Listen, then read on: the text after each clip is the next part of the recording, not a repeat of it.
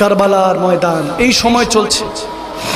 আমার নবীর নাবাসারা নিরস্ত্র গিয়েছেন মেহমান হিসাবে। যেটা করেছে এটা বলার মতো শক্তি সামর্থ্য আমি মাদানী সাহেবের নাই, ওই বয়ান করার মতো শক্তি সামর্থ্য নাই।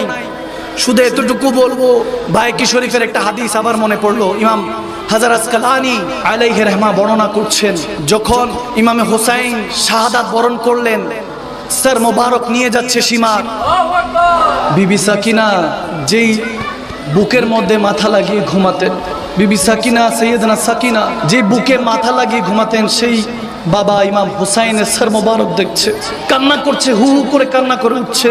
কিন্তু বদবখত সীমা সে ধমক দিচ্ছে আওলাদ রাসূলকে, ছোট্ট বাচ্চা ধমক দিচ্ছে। কোন সময় জানি ঘোড়া থেকে পড়ে গেল, কাফেলা থেকে। শুধু একমাত্র ইমাম জাইনুল আবিদিন ইমামে হুসাইনের একমাত্র আওলাদ ফিরেছিলেন, অসুস্থ ছিলেন। সৈয়দনা জয়নব ইমামে হুসাইনের বোন, আমার রসুলের শাহজাদি, তিনি গুনছিলেন কাফেলায় কারা রয়ে গিয়েছে। এক একজন নাম দিচ্ছে, সবাই লাব্বাইক লাব্বাইক, আছে আছে। হঠাৎ করে সাকিনা, সাকিনা আছো, আওয়াজ আসে না। হঠাৎ করে মা জয়নব বলতেছে সাকিনা গুম হয়ে গিয়েছে, কাফেলা থেকে হারিয়ে গিয়েছে, থামাও থামাও। থামানো হলো কাফেলা, দৌড়ায় গেলেন পিছনের দিকে। যখন মা জয়নব দৌড়ায় যাচ্ছেন শামে কারবালার মধ্যে হাদিসটা বর্ণনা করছেন, যখন মা জয়নব পিছনের দিকে গেল, গিয়ে দেখতেছেন একজন পর্দানিশীন খাতুন মা সাকিনাকে কোলে নিয়ে বসে আছে। মা জয়নব কাছাকাছি গেলেন, গিয়ে বলতেছে আপু মুবারকবাদ, আপনার শুকরিয়া, এরকম কঠিন অবস্থায় যিনি আপনি আমাদেরকে হেল্প করতে চলে এসেছেন। বলতে দেরি নাই, ওই খাতুন পর্দা সরিয়ে বলতেছে, এই জয়নব আমার দিকে তাকিয়ে দেখ, আমি খাতুনে জান্নাত মা ফাতেমাতুজ জাহরা, রওজায় থাকতে পারি নাই, আমার সাকিনা এখানে চলে আসছে, আমি আর রওজায় থাকতে পারি নাই, চলে এসেছি। তখন এরপরে দেখা গেছে হাদিসে মোবারকের এই জায়গা আসে, যখন কুফা থেকে দামেস্কের বাজারে আনা হলো। এখন ওই জামানায় তো আর ইন্টারনেট সোশ্যাল মিডিয়া ছিল না, সহজ সরল মুসলমান জানেও না যে কিভাবে শহীদ হলো, কে শহীদ হলো, কারা আজকে বাগী হিসাবে এসেছে, নাউজুবিল্লাহ। এই অবস্থা তখন দামেস্কের বাজারের মধ্যে তেনাদেরকে জাঞ্জির পরিয়ে, শিকল পরিয়ে বেঁধে রাখা হলো। কেউ যাচ্ছে না ইয়াজিদের ভয়ে। অনেকে ছাদ থেকে দেখতে লাগলো, ছাদের উপর থেকে দেখতে লাগলো কারা এসেছে। এই উম্মতে মুস্তাফা, আপনাদের সাথে আমি খেতাবাত করছি, সেই আহলে বায়াতের কথা বলছি, যে আহলে বায়াতের সাদকা ছাড়া কবর, হাসর, ফুলসিরাত পাড়ি দেওয়া অসম্ভব। জাঞ্জির পরা ছিল, আহলে বায়াত আথার ক্ষুধার্ত পিপাসিত ছিলেন। আমরা তো আজকে খেয়ে দিয়ে ঘুমিয়ে পড়বো, রাত গেই বাদ গেই। সবাই ছাদ থেকে দেখছে, অনেকে এসে সাদকা দিচ্ছিল। সাইয়েদনা জয়নব বলতেছেন, আমরা সাদকা নেই না, আমাদের আওলাদ রাসূলদের জন্য সাদকা যাকাত হারাম। নেয় নাই। ওই খাতুন ছাদ থেকে বৃদ্ধ মহিলা দেখে তাড়াতাড়ি নিজের কাছে আসবাবপত্র যা ছিল একটা বিক্রি করে কিছু খেজুর আর রুটি নিয়ে আসলেন শুকনা। এনে যখন হাদিয়া করলেন, জিজ্ঞেস করা হলো এটা কি সাদাকা? বলে না মা, শুনেছি যে আপনারা সাদাকা নিচ্ছেন না, এই জন্য আপনাদেরকে একটু খেদমত করতে আসলাম, এগুলো হাদিয়া দিচ্ছি। মা জয়নব গ্রহণ করলেন, কারণ বাচ্চারা না খাওয়া, নিজে খাওয়ার জন্য না, বাচ্চাদের জন্য। জিজ্ঞেস করলেন ওই খাতুনকে, মাগো সবাই অত্যাচার করছে, জুলুম করছে, তামাশা দেখছে, আপনি কে গো মা, যে আমাদের উপরে রহম আসলো, দয়া আসলো? যখন মা জয়নব প্রশ্ন করলো, ওই খাতুন বলতেছে আমি একজন এখানকার বাসিন্দা, এখানে থাকি, তবে হ্যাঁ যখন যুবতী অবস্থায় ছিলাম তখন মদিনা শরীফে খাতুনে জান্নাত মা ফাতেমাতুজ জাহরার খাদেমা ছিলাম। খাতুনে জান্নাতের হাতে বায়াত হয়ে আমি মুসলমান হয়েছি, ইহুদি ছিলাম। যখন আমি চলে আসবো বিয়ে করে এখানে, খাতুনে জান্নাতের কাছে বলেছিলাম মাগো একটা ওসিয়ত করুন, নসিহত করুন। তখন খাতুনে জান্নাত নসিহত করেছিল, যদি কখনো কয়দি দেখো তাহলে তাদেরকে খেদমত কইরো, তাদের খেদমত করো, তাদের খাবার দাবারের ব্যবস্থা করো। এই জন্য আজকে আমি ওই খেদমত করছি। যখন মা জয়নবী কথা, তখন চোখের পানি টলমল করে উঠলো। বলতেছে বলেন আমরা তো বাগী হিসাবে এখানে বন্দী, কয়দি, আল্লাহর কাছে দোয়া করব, কোন দোয়া কি আপনার আছে? ওই খাতুন, ওই মাটা বলছে একটাই দোয়া, ছোটবেলায় ইমাম হুসাইনকে আর মা জয়নবকে আমি আদর করতাম, মরার আগে একবার জয়নবকে আর ইমাম হুসাইনকে দেখতে চাই, ইমামে হুসাইনকে দেখতে চাই। যখন এই কথা বললো, মা জয়নব বলতেছে দেখেন নাকাব সরিয়ে হলো জয়নব, আর ওই যে স্যার মোবারক দেখা যাচ্ছে ওটা ইমামে হুসাইন। তখন ওই খাতুন, ওই বৃদ্ধা মহিলা কুজো ছিল, সোজা হয়ে গেল, সোজা বলতেছে আমার আওলাদ রাসূলদের উপর কে বর্বরতা চালাচ্ছে, কে বাবা? বলতে দেরি নাই, একজন ঈসাই ছিল, ঈসাই ধর্মের, সে দৌড়ে আসলো, এসে বলতেছে এই স্যার মোবারক মনে হইতেছে লফজ জুবানটা লড়ছিনি, কে, কার এত নুরানি শকল? তখন ওই খাতুন, ওই মা বলতেছে শামে কারবালা থেকে বলছি, গভীর খেয়াল, ওই খাতুন ওই মা বলতেছে ইনি হলেন আমরা যার কলমা পড়ে মুসলমান হয়েছি তেনার নওয়াসা ইমামে হোসাইন জান্নাতে যুবকদের সম্রাট। বলতেছে ওনার এই অবস্থা কেন, ওনাকে কেন এরকম রাখা হয়েছে? বলে জানি না। সবাই ওই খাতুনকে ওই ইয়াজিদি দলরা বদবখরা এখানে আটকে দিল। বলতেছে চুপ থাকো, ইয়াজিদ তোমাকে কতল করে দিবে, চুপ থাকো বলে ঠেকিয়ে দিল। ওই খাতুন সে হাবশি গোত্রের একজন খাতুন ছিল, তার উপরে হামলা করা লাগলো ইয়াজিদ। ইয়াজিদের দলে 100 ইয়াজিদি দাঁড়িয়ে গেল, হাবশি ইয়াজিদি দাঁড়িয়ে গেল, যা আমাদের হাবশি গোত্রের এই নারীর উপরে কেউ অত্যাচার করতে পারবে না। তারা দাঁড়িয়ে গেল। তখন মা জয়নব মদিনাতুল মুনাওয়ারার দিকে চেহারা মুবারকটা করে বলতেছে ইয়া রাসূলুল্লাহ, হাবশি মায়ের জন্য আজকে কতজন দাঁড়িয়ে গেল, কিন্তু যার কালমা পড়ে মুসলমান হয়েছে তার জন্য কেউ নেই, তারা ওলাদদের জন্য কেউ নেই, তোমরা কি কেউ নেই? বলতে দেরি নেই, এক ঈসাই ইমামে হোসেনের দিকে তাকিয়ে বলতেছে ইয়া হোসেন, আপনার চেহারা দেখে আমি ঈমান আনলাম। কাল কিয়ামতের ময়দানে আপনি আপনার নানা জানের কাছে বললেন আমি ঈমান এনেছি লা ইলাহা ইল্লাল্লাহ মুহাম্মাদুর রাসূলুল্লাহ। সে কালমা পড়ে তলোয়ার বের করে শত শত ইয়াজিদিদের গর্দান ছেড়ে দিল। সাথে সাথে অনেক ইয়াজিদি এসে তার তখন পেটের মধ্যে ছুরি ঢুকিয়ে তাকে শাহাদাত বরণ করলো। হয়তোবা সেদিন ওই তাকে আহলে বায়াতের আশিকটা ঈসাই যে মুসলমান হয়েছিল সে হয়তোবা এক নাজে বলেছিল ये नाज ये अंदाज हमारे नहीं होते, अगर झोले में टुकड़े मुस्तफा तुम्हारे नहीं होते, मिलती हुजूर ना आपके दर से भीख इस मंगतों के यहाँ गुजार नहीं होते। হয়তোবা তারা বলেছিল ওই আশিক রাসূল ইয়া রাসূলুল্লাহ আপনার আশিকটা তখনও আছে, এখনো আছে, ইসলাম জিন্দা होता है हर करबला के बाद। আমরা ইসলামের জন্য এখনো ইমামে হোসেনের দলের আশিকরা আছি ইনশাআল্লাহ। দুই হাত তুলে দেখিয়ে বলুন আল্লাহর রাস্তায় আছেন কিনা বলেন। আল্লাহ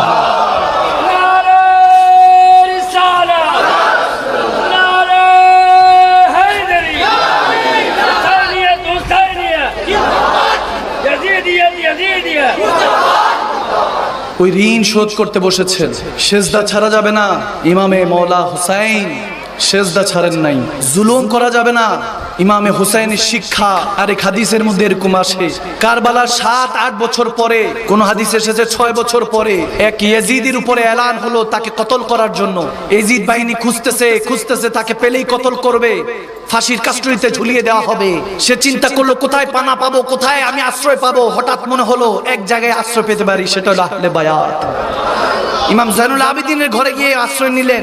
3 দিন থাকলেন। 3 দিন ইমাম জাইনুল আবেদিন খেদমত করলেন, খাবার পানি, এমনকি ওযুর পানিও আগিয়ে দিতেন। ইমামে হুসাইনের শিক্ষা নেন। আপনি আমি এক টুকরো জায়গার জন্য যেই ঝগড়া করি, মামলা মোকদ্দমা করি, আবার মনে মনে বলেন ইমামে হুসাইনের আদর্শ থাকেন আপনি হুসাইনি, আপনি মিথ্যুক, আপনি কাযযাব।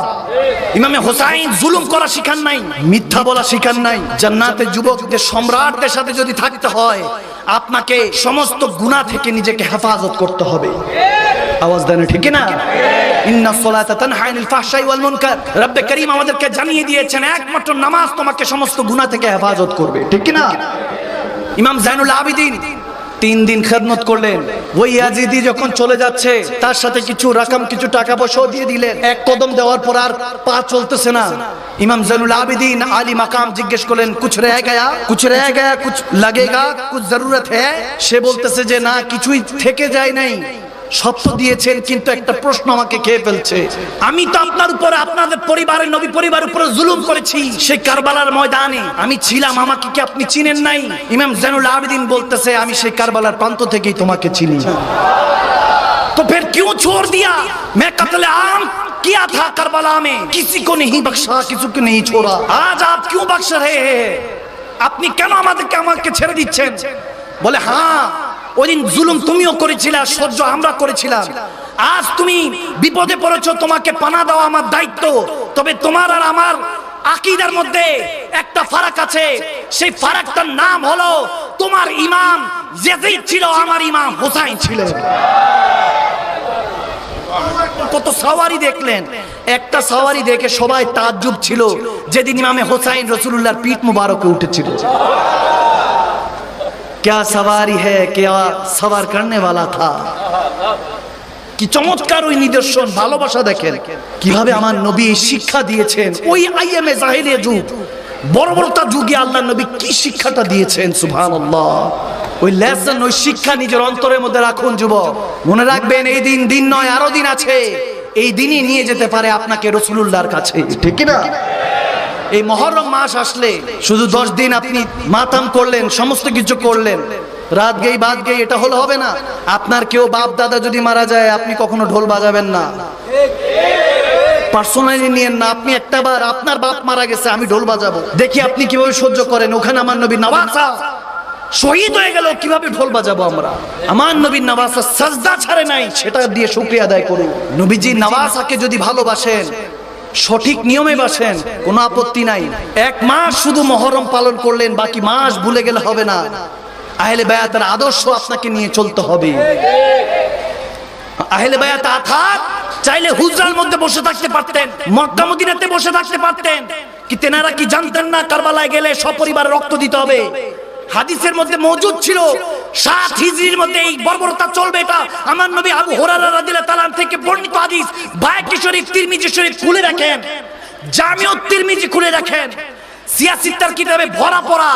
ইমামে হোসাইন জানতেন কারবালার ময়দানে গেলে রক্ত দিতে হবে, পরিবারকে শহীদ করতে হবে, কিন্তু গিয়েছেন উম্মতকে শেষ দিক নির্দেশনা দেওয়ার জন্য, যে উম্মত কারবালায় যাচ্ছি নিরস্ত্র, পানির অভাবে থাকবো, খাদ্যের অভাবে থাকবো।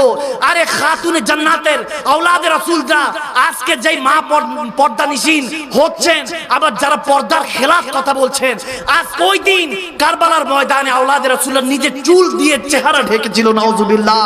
আরে আমার আওলাদে রাসূলদের উপরে এভাবে বর্বরতা চালানো হয়েছে। আর ইমামে হোসাইন শেষ দিক নির্দেশনা এই জন্য দিয়েছেন কারবালার প্রান্তরে গিয়ে, যে মুসলমান নিজের দ্বীন ইসলামকে ঠিক রাখতে, আল্লাহ রাসূলের হুরমত আজমাতকে ঠিক রাখতে, যদি রক্ত দিতে হয় রক্ত দাও, যদি পরিবারকে কোরবান করতে হয় কোরবান করে দাও, ধন সম্পত্তির মধ্যে আগুন লাগিয়ে দাও, তারপরও রক্ত দিয়ে গোসল করে ইসলামের হেফাজত করো মুসলমান। 2 হাত তুলে বলেন ঠিক করে বলে। এই শিক্ষা দিয়ে গিয়েছেন ইমামে হোসাইনে কারবালা, ইসলামকে জিন্দা করতে। আপনি আমি মারতে বসেছি, কি বুঝেন? কি বুঝেন? তামাশা মাহফিল তো এখন এন্টারটেইনমেন্ট, যে যত হাসায় তার বক্তব্য বেশি। আবার সাহাবায়ে রাসূলদের বুকস শিখানো হচ্ছে, এরকম কিছু খারিজিও আছে। আওয়াজ দেন। মনে রাখবেন সাহাবায়ে রাসূল কাউকে ছোট করা যাবে না। নো ওয়ান, কারো পায়ের নিচে ধুলার সমপক্ষ কেউ হতে পারবে না। তেনারা কোন মোল্লার কাছে হাত দিয়ে বায়াত গ্রহণ করেন নাই। ইন্নাল্লাযীনা ইউবাইউনাকা ইন্নামা ইউবাইউনাল্লাহ, তারা আমার নবীর হাতে, রাসূলুল্লাহর হাতে বায়াত হয়েছে। আপনি কি বলেন? কাকে ছোট করতে চাচ্ছেন? আবার একদল বেড়ে গিয়েছে, আলী দা পহেলা নাম্বার, এটা বললে নাউজুবিল্লাহ বলতেছে না, পহেলা নাম্বার তো আবু বকর সিদ্দিক। আবার মওলা আলীকে ছোট করে সিদ্দিক আকবরকে ছোট করতে চায়, সিদ্দিক আকবরকে বড় করে মওলা আলীকে ছোট করতে চায়, নাউজুবিল্লাহ। কবরে যেতে দেরি নেই, ফেরেশতারা পিটাবে আপনাদেরকে। কার সাথে কার তুলনা করেন? কারোর সাথে কারো তুলনা হবে না। 2 জন হযরত সিদ্দিক আকবর, ওমর ইবনুল খাত্তাব, 2 জন আমার নবীর শ্বশুর। আর এদিক দিয়ে ওসমান গনি, মওলা আলী, দুজন জামাতা। না জামাতাদের দিকে তাকানো যাবে, না শ্বশুরদের দিকে তাকানো যাবে। আমার নবীর বংশধরদের দিকে যারা তাকাবে তাদের আঙ্গুল তুলে নেওয়ার জন্য এখন হাসানি হোসাইনি সিংহরা আছে। মনে করে যে হোসাইন চলে গেছে আর কি হবে, দেখলো হোসাইন কা সে रब्बी जिंदा है, बस एक वादा करना है खुद से कि मिले रहूंगा अहले बयात से, जुड़ा रहूंगा अहले बयात से। আহলে বায়াতের মহব্বত অন্তরে নিন, খোদার কসম করে বলছি, বুকস চলে যাবে, আদাওয়াত চলে যাবে, বেয়াদবি চলে যাবে। কেন? কারণ পাক পঞ্জাতন অন্তরের মধ্যে যখন চলে আসবে, সিনাটা পাক হয়ে যাবে। যে সিনাটা পাক হয়ে যায়, আমার রব্বে করিম বলতেছে, আন-নাবিয়্যু আওলা বিল মুমিনিনা মিন আনফুসিহিম, ওগো নবী বলে দিন, যারা মুমিন হয়ে গেল, আহলে বায়াতকে ভালোবেসে ফেললো, তাদের অন্তরে আপনি নবী মুস্তাফা থাকেন। যখন নবী পাক হৃদয়ে চলে আসবে, সেই পাক হৃদয়ে কখনোই হিংসা বিদ্বেষ থাকতে পারে। বাস ক্লিয়ার কথা। যেই হৃদয়ে আমার আল্লাহর রাসূলের মহব্বত আছে, আহলে বায়াত সাহাবায়ে রাসূলদের মহব্বত আছে, সেই হৃদয়ে কখনো হিংসা বিদ্বেষ থাকতে পারে না। ভালোবেসে বিশ্ব জয় করুন। অনেক হয়েছে, একটু ভাবুন, থিঙ্ক ইউরসেলফ, নিজের মধ্যে নিজে চিন্তা করুন। নবীকে এই চেহারাটা দেখাতে হবে। আল্লাহকে এই চেহারা দেখাতে হবে। আপনি আজকে মারা যান, আপনার সয় সম্পত্তি দূরে থাকে, আপনার কাপড় চোপড়ও ভাগ হয়ে যাবে। উলঙ্গ এসেছিলেন, উলঙ্গ যাবেন। বিনা কাপড়ে এসেছেন, কানে কানে আজান দিয়েছে, মুসলমান হয়েছেন, আবার আজান ছাড়া নামাজ পড়ানো হবে। সারা জীবন কত আজানের উত্তর দিয়ে নামাজে দাঁড়ালেন, ঈদুল ফিতর, ঈদুল আজহা পর্যন্ত কত কিছুর আজান শুনলেন, নামাজ পড়লেন। ছোটবেলায় যেটা আপনার কানে আজান দেওয়া হয়েছিল এখনো জবাবও দেওয়া হয় নাই, নামাজও পড়া হয় নাই। বান্দা, গভীর খেয়াল যুবকরা, আমাদের যুবকদের ব্রেন তো ওয়াশ করে দিয়েছে এখন ইহুদি নাসারারা এই টেকনোলজির মাধ্যমে। ওলি আল্লাহ তো অনেক দূরের কথা, মুমিনও হতে পারবে না, স্ক্রল করতেছে, গুনাহ গুনাহ গুনাহ। কয়দিন আগে দেখছি হজের সময় কাবাতুল্লাহর সামনে হেরেম শরীফের মধ্যে এক ছেলে হয়তোবা গেমস খেলছে, পাবজি টাবজি, নাউজুবিল্লাহ। জামানা কোথায় পৌঁছে গিয়েছে আমাদের খবর নেই। এই জামানার যে জায়গায় আমরা পৌঁছেছি এখান থেকে কে উদ্ধার করবে আই ডোন্ট নো, আমার জানা নেই। আপনাকে নিজে হেদায়েত হতে হবে, কেউ এসে পরিবর্তন করবে না। নিজের মধ্যে নূর আজকে পয়দা করুন। ফাজকুরুনি আযকুরুকুম, আমার আল্লাহ ওয়াদা করেছেন যদি আমাকে ডাকোস বান্দা কিয়ামত পর্যন্ত তোকে ডাকবো। জিজ্ঞেস করলাম আল্লাহ কেমন ডাকতে হবে, বলো হোসাইন যেমনি রেখেছে তেমনি ডাক, কিয়ামত পর্যন্ত তোর জিকির ফিকির হতে থাকবে। সুবহানাল্লাহ। জিন্দা থাকবেন, আল্লাহ আমাদেরকে সহি হেদায়েত নাজিল করুন।